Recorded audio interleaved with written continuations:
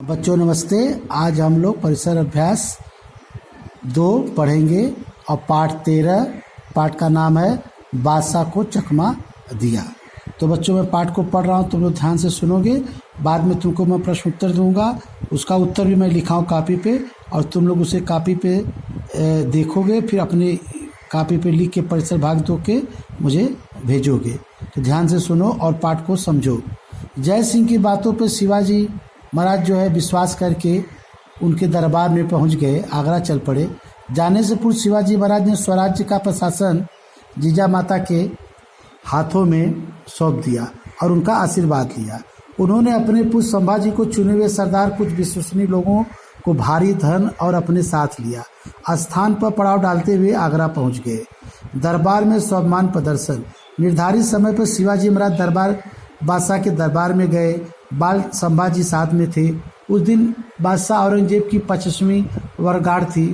दरबार आम समाप्त होने पर बादशाह औरंगजेब विचार विमर्श के लिए दरबार एक खास में गया। उसके सामने कुछ सरदार अपने पद और प्रतिष्ठा के हिसाब से अपने अपने पंक्ति में खड़े हो गए, लेकिन बादशाह औरंगजेब ने क्या किया, शिवाजी महाराज को पंक्ति में सबसे पीछे किया। मराठों को कई बार पीठ दिखाकर भागने वाला जसवंत सिंह राठौर शिवाजी महाराज की अगली पंक्ति में था।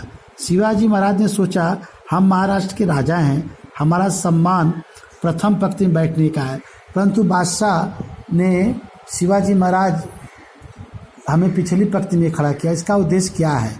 क्रोध से उनकी आंखें लाल हो गई शिवाजी महाराज की। यह अपमान उनसे सहा नहीं गया।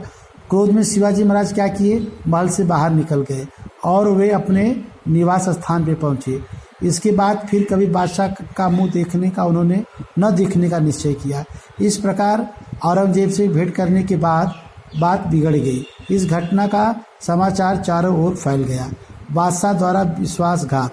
औरंगजेब ने शिवाजी महाराज के निवास स्थान को चारों तरफ से सैनिकों का पहरा लगा दिया। शिवाजी महाराज और संभाजी बादशाह के बंदी बन गए। अब शिवाजी महाराज समझ गए कि अब यहाँ से निकलना बहुत मुश्किल है और बादशाह ने हम लोगों के साथ विश्वासघात किया। दिन पे दिन बीतने लगे। एक दिन शिवाजी महाराज ने बादशाह से निवेदन किया, हमें महाराष्ट्र में जाने दीजिए, परंतु बादशाह ने उनकी बात नहीं मानी। उन्होंने बहुत कोशिश की मगर सब व्यर्थ रहा।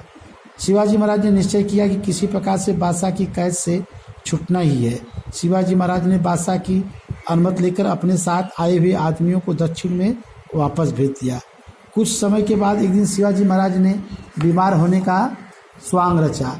एक बहाना ही था, उनके पेट में जोरों की पीड़ा होने लगी। वैद्य हकीम आए, दवा शुरू हो गई।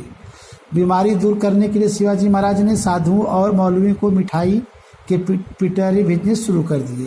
पिटारे में बैठकर शिवाजी महाराज जो है बाहर निकल गए। पहरेदार मिठाई का पिटारा रोज रोज देख के कंटाल गए और उन्होंने क्या किया, पिटारा चेक करना बंद कर दिया। और एक दिन शिवाजी महाराज उसी संभाजी को लेके उसी पिटारे में बैठ के बाहर आ गए और निश्चित स्थान पर जाने के बाद वहाँ पे उनके सैनिक जो स्वामी भक्त थे घोड़ा लेके खड़े थे, उस पर बैठ के शिवाजी जो है वहाँ से निकल गए और अंदर अपने स्थान पे हीरोजी और मदारी को कह के दवा लेने के लिए जाते हैं, वो भी ऐसा बोल के वहाँ से निकल गए।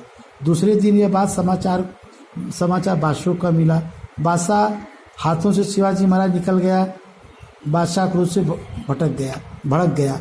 इस प्रकार शिवाजी महाराज बच्चों अपने बुद्धि से, अपने दिमाग से बादशाह को चकमा दे के वहाँ से बाहर निकल गए।